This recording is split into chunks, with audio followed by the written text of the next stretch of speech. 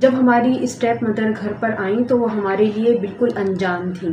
ایک تو ماں اپنی نہیں تھی اور اوپر سے ابو کے اس طرح سے بدلنے سے ہم بہت زیادہ پریشان ہو گئے تھے بار بار۔ ہماری دکھ بھری کہانی کا یہاں سے ایک نیا موڑ شروع ہونے جا رہا ہے۔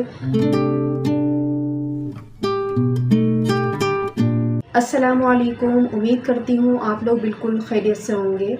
جیسا کہ میں نے آپ لوگوں کو پچھلی ویڈیو میں بتایا تھا کہ ہماری جو اسٹیپ مدر ہیں، ابو ان کو لے کر آئے تھے، جو دادی کے گھر پر آئی تھیں۔ جب ہماری اسٹیپ مدر گھر پر آئیں تو وہ ہمارے لیے بالکل انجان تھیں۔ ہم پہلے ہی اپنی ماں کی جدائی بے قصور مجرموں کی طرح برداشت کر رہے تھے۔ وہ ہمارے لیے نئی اور ہم ان کے لیے نئے تھے۔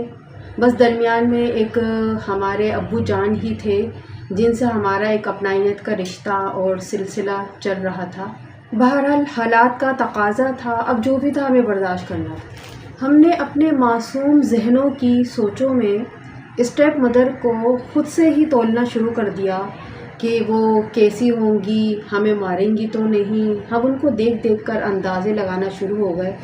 فی الحال وہ نئی تھیں اور یہ ماحول ان کے لیے نیا تھا۔ دوسرا دادی اور ہماری 3 پھپھویں جو کہ شادی شدہ تھیں، اپنے اپنے گھر کی تھیں، لیکن اس وقت وہ ملنے آئی ہوئی تھیں، اور ہم معصوم، بے بس اور لاچار بچوں کو ماں سے ادب کرنے کی تنبیہ اس طرح سے کر رہی تھیں جیسے اپنی زندگی ہم نے خود اپنے ہاتھوں سے ویران کی ہو۔ ہم بیچارے ڈرے سہمے سب کی شکلیں دیکھتے رہے اور وہی جی کرتے رہے۔ ہمارے ابو تایا کی طرح غصے کے تیز تھے، حافظ قرآن تھے اور میٹرک کیا ہوا تھا۔ اس وقت کا میٹرک بہت اہمیت رکھتا تھا، نمازیں پڑھتے تھے، مذہبی تھے، دیندار تھے۔ فی الحال ہم ابو سے صرف قرآن کی تعلیم حاصل کر رہے تھے۔ ابو کے آفس آنے سے پہلے ہم قرآن شریف لے کر دادی کے پاس بیٹھ جایا کرتے تھے اور اپنا پچھلا سبق یاد کرتے تھے۔ جب ابو آفس سے آتے تو فریش ہو کر ہمارا سبق سنا کرتے تھے اور بہت سختی سے ہماری کلاس لیا کرتے تھے۔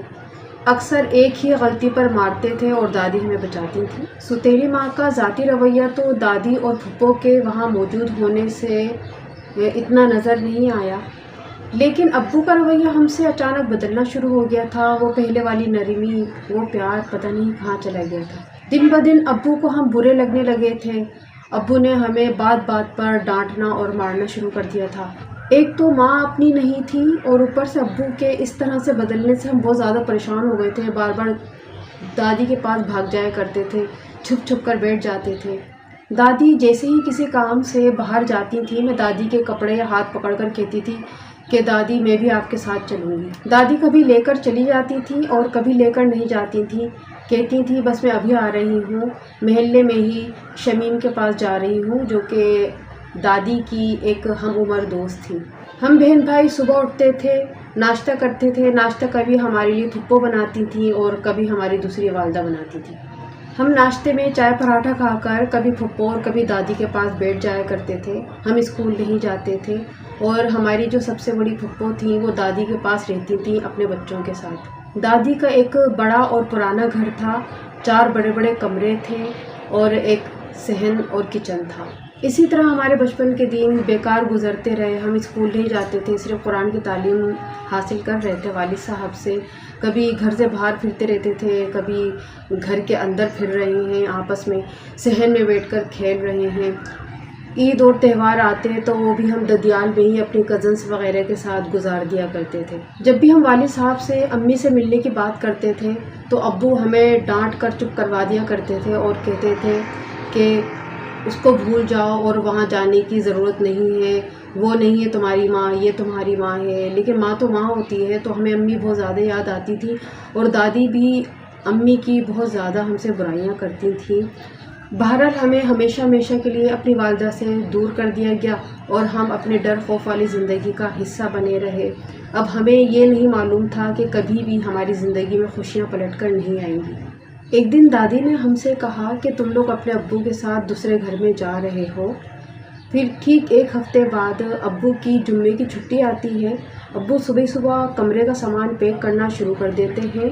ابو اور تمام بڑے سامان اٹھا کر باہر ایک سوزوکی کھڑی ہوئی ہوتی ہے اور لے جا کر رکھتے ہیں سوزوکی میں سارا سامان، اور ابو ہم سے کہتے ہیں کہ تم لوگ سامان کے ساتھ بیٹھ جاؤ. ہم لوگ سامان کے ساتھ اوپر بیٹھ جاتے ہیں سامان کے، اور والد صاحب اپنی دوسری بیگم کے ساتھ ٹیکسی میں اس گھر کے لیے سوزوکی کو لے کر روانہ ہو جاتے ہیں. ہماری دکھ بھری کہانی کا یہاں سے ایک نیا موڑ شروع ہونے جا رہا ہے، اور اس کے بعد شاید سننے والے یقین نہ کریں، اور یہ تمام چیزیں میں آپ کو بتانے والی ہوں اگلی ویڈیو میں. انشاءاللہ تعالی اگلی ویڈیو میں ملاقات کرتے ہیں، کیونکہ ویڈیو لمبی ہو جائے گی. تب تک کے لیے اللہ حافظ.